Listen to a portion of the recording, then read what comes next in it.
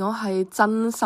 真心唔認為阿仙奴未來3場波係有咩仲可以失分嘅空間。主場呢踢已經降咗班嘅般尼，同埋作客踢一定流力大輪換，準備要過2日全力踢歐協聯決賽嘅水晶宮。呢2場波呢就都一定係食硬噶啦。咁即係都唔使講實力差距，淨係對手唔會鬥志呢一點呢都知道已經係成定局。咁所以講到尾，阿仙奴只要係過埋最新俾維拉迫害，仍然係要努力護級嘅韋斯咸之後，隻英超就等於係冇得輸噶啦。咁所以係啦，幾樂觀都好，就都只能夠講曼城今季嘅爭冠夢應該就係要到此為止噶啦，都唔使再去數咩得失球，分數上面呢已經係接近不可能。曼城毫無疑問就係喺愛華頓嘅今場波入邊自己輸走咗隻英超。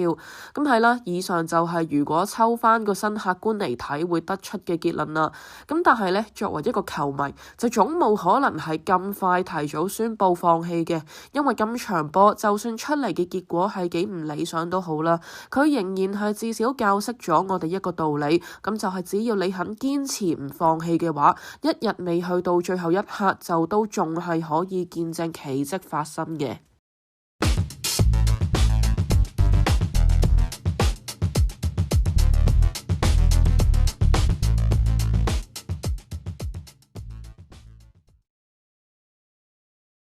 咁今日曼城作客賽和一隊自己7-8年嚟作客一路都係全勝嘅球隊，仲要係搞到冇咗隻杯。好多人賽後第一件事呢，當然就都係要揾戰犯啦。後防基爾首當其衝送大禮，一定就捱鬧噶啦。而古辛諾夫紐尼斯呢，亦都係交出咗自己今季最差表現嘅一場波，就當然呢，都係無一幸免啦。咁然之後高華石清唔走個波，當拿龍馬唔識守角球等等等等。亦都係全部都已經俾人拎晒出嚟，數得好詳細噶啦。咁然之後就係連球證係咪冇俾米高堅尼紅牌，而愛華頓第一球又係咪應該被判越位之類呢，亦都係討論到好足夠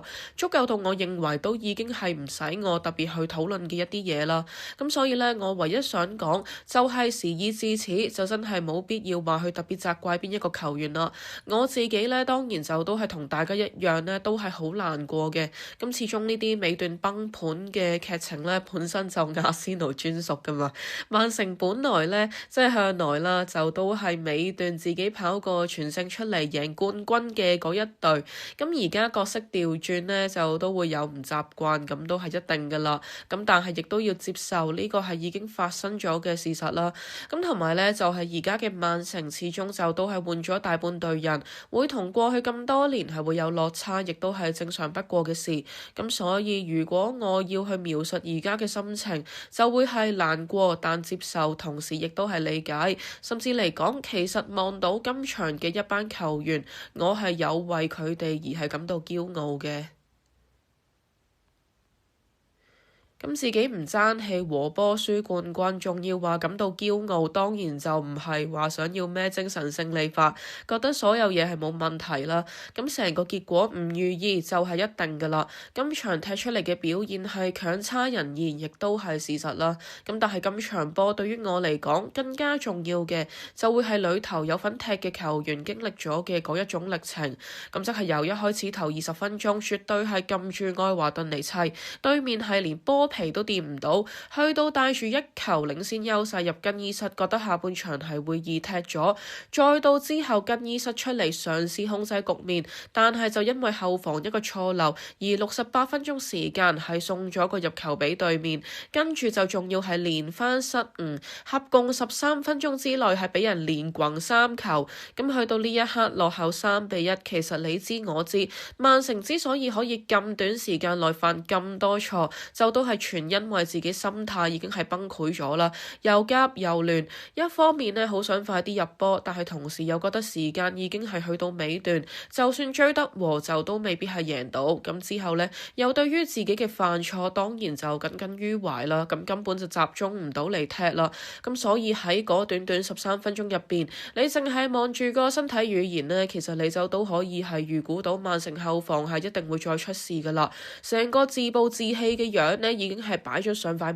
面度添㗎啦。咁不過呢度岔開咧，就都可以講下啦。其實上一場踢修咸頓，曼城又何嘗唔係79分鐘嘅時候先俾人入波，搞到係差啲要足總杯出局呢？咁但係點解當時又冇今日咁亂呢？咁答案呢，就當然只能夠係講 John Stones、艾基呢啲球員就真係除咗多傷同埋年紀大咗跑得慢咗之外，單計經驗嘅話就都仍然會係隊入邊最豐富嘅嗰幾個啦。呢啲經驗就會係基爾、古新諾夫係要更多時間累積先會有可能追得上啦。70-80分鐘輸一球甚至2球就都唔係世界末日嘅。咁但係如果你自暴自棄，自己都唔相信自己，好似一班想提早走場嘅球迷咁樣嘅話，當然個結果就係唔會有任何改變啦。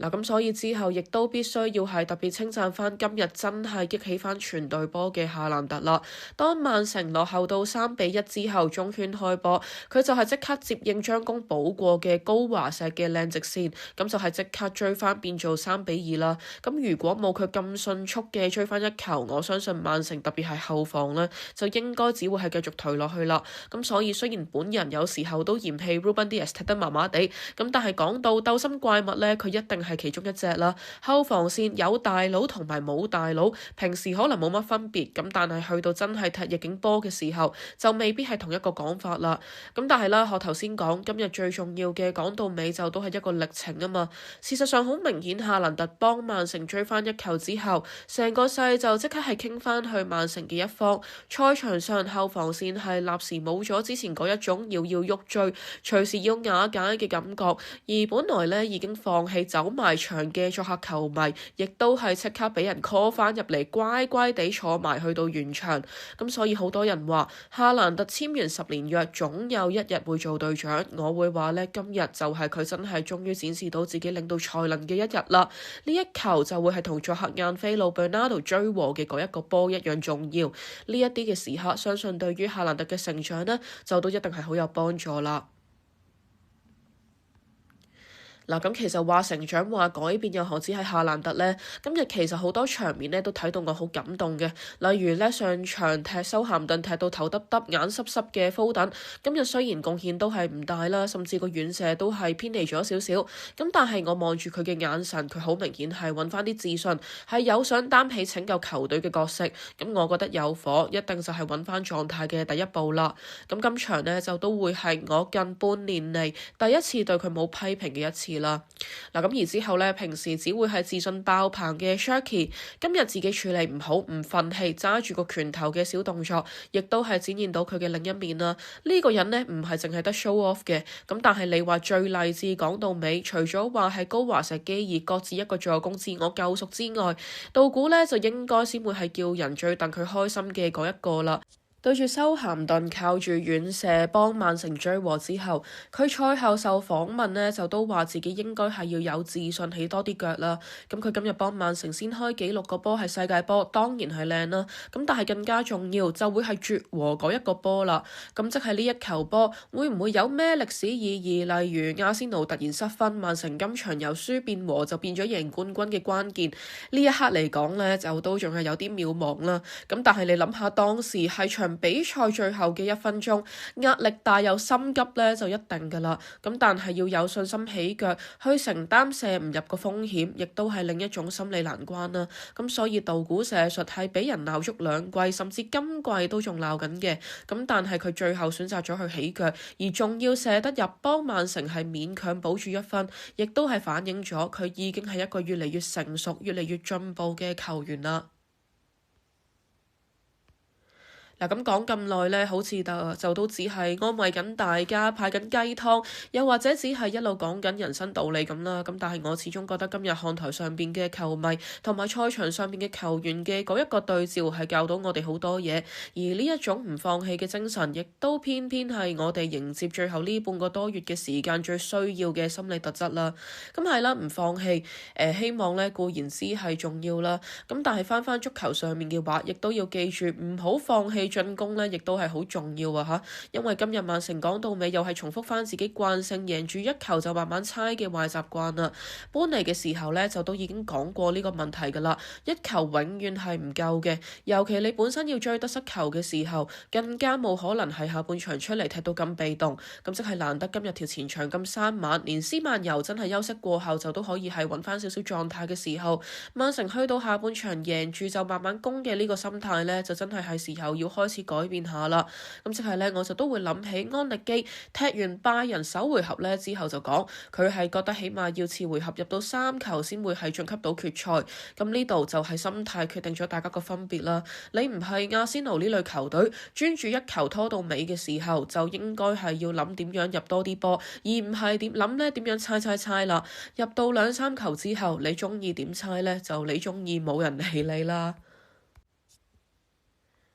嗱，咁係啦，單講足球上今日都係有瑕疵嘅曼城，咁但係呢，我仍然係見到好多好嘅一面啦。成場波就冇想象中係咁負面嘅，唯一就係而家就都係要靠翻韋斯咸，曼城先至會係有機會繼續爭冠軍。咁如果你想知阿仙奴對上2次作客韋斯咸呢，咁就一場0-6，一場2-5啦。咁韋斯咸靠唔靠得住，曼城仲有幾多希望就自己判斷啦。不過咁早失分嘅時候，亦都無可避免係會隨時將足總杯個優先順序提高翻啦。而家成個形勢，如果阿仙奴過到韋斯咸嘅時候，曼城就應該係調翻轉輪換水晶宮場波，專注踢車路士場決賽。咁但係呢啲呢，就都係後話，之後可以再詳談呢點樣部署啦。今日就知道大家都冇乜心情㗎啦。咁但係都係嗰句，記住唔好放棄希望。咁係咁多。最後亦都提醒翻大家，未 follow 啲 Instagram 嘅記得 follow 翻。中意呢條片嘅歡迎你俾個 like 啦，或者 share 俾身邊嘅朋友睇。未 subscribe 我哋嘅觀眾記得 subscribe 翻，同埋開翻著個鐘仔，接收翻我哋嘅最新資訊。咁我哋好快再見，多謝晒大家，拜拜。